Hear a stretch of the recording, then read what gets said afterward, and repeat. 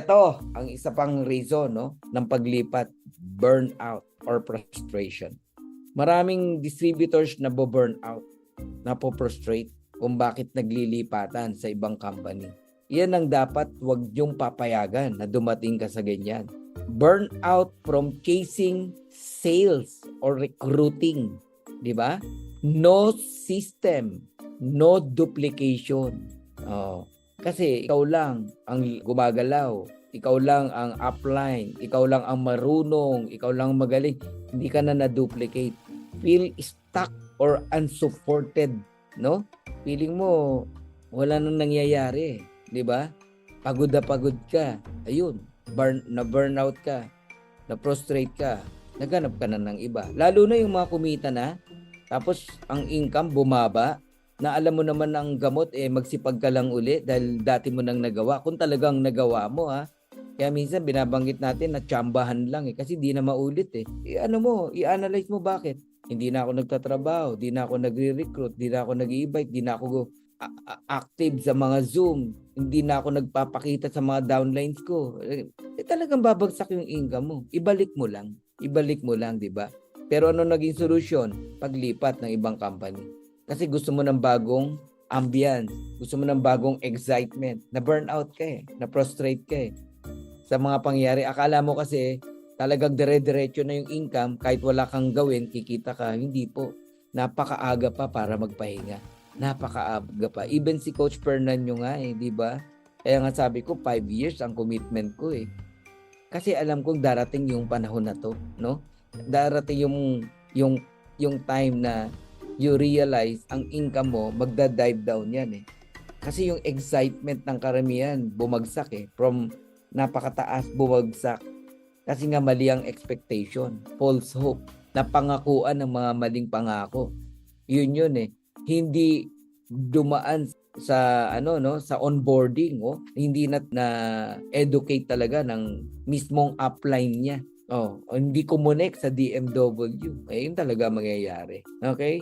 So, ingatan nyo to. Ito, pagka talagang ang burnout pumasok, frustrate ka, di ka na masaya, lilipat ka talaga. Walang structure. Usually, ang nakakapagod, hindi nakakapagod yung trabaho. Ang nakakapagod, yung walang resulta sa dami ng ginagawa mo. Kasi iba yung pagiging busy sa pagiging productive. So, kung minsan, pag wala tayong structure, like halimbawa, sa isang araw, ay gagawin ko to, kakausapin ko sa ganito, ay teka, hindi ko pa pala na-follow up sa ganito. So, doon na siya napapagod hanggang sa walang nagagawa. So, nabu-burnout ka. Ang result nun, decision fatigue. So, dapat meron kang clear path na ino-organize mo yung araw mo every single day para hindi ka ma-burn out. And of course, nakaka-burn out din or you feel stuck pag wala talagang yung community. Kasi isa sa community. Elements ng is community. So, you have consistency and then you connect and of course yung community. Doon ka kasi nagkakaroon na pag napapagod ka, naiihinga mo siya. Kung wala kang hingaan, then ang tendency, sinusolo mo, mabu-burnout ka hanggang sa you feel invisible na kasi wala kang community na pinaghihingaan. Unlike pag meron, well, everyone needs to be heard. Everyone needs to be seen. And yun yung isang human need natin, yung collaboration, connection, and love. So, kailangan talaga, importante na mag-connect kayo sa community na naka-align doon sa values nyo. Pag hindi hahanapin mo talaga sarili mo sa isang community na magko-connect ka talaga. Kuha ka muna ng small goal. Halimbawa, yung level 1 complete. 3 lang na direct yan kaya naman yung Oplan 30, everyday, maka-apat ka na 600 membership. 600 lang naman Alam nyo ba na 600 pesos lang pwede na magpa-join sa Live Good? Pwede ka na mag-start sa Live Good? Yes. Kaya pag may nag-i-invite sa inyo, totoo yan. Mag-comment kayo sa mga nag-a-ads, nagpo-post ng 600 pesos lang, pwede na mag-join sa Live Good. Ayun, walang plano, sabi ni Renan, no?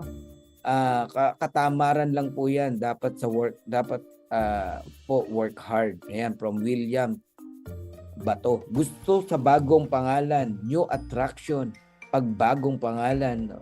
Ewan ko ba't ganun ang mindset natin, no? Kung saan ng bago, parang feeling mo yun ang maganda. Hindi po ganun yun. Okay? Maghahanap ka lang ng bago pag may problema na yung luma mo. Pero walang problema sa luma mo, ikaw may problema, ang baguhin mo sarili mo. Ayan, okay lang pagod basta may resulta. Eh di ba nga, kapag ka dumarating ang Friday, ang sarap ng feeling sa totoong nagtatrabaho. Kahit pagod na pagod ka sa isang linggo, pagpasok ng Friday o Thursday night, di ba, happy na naman.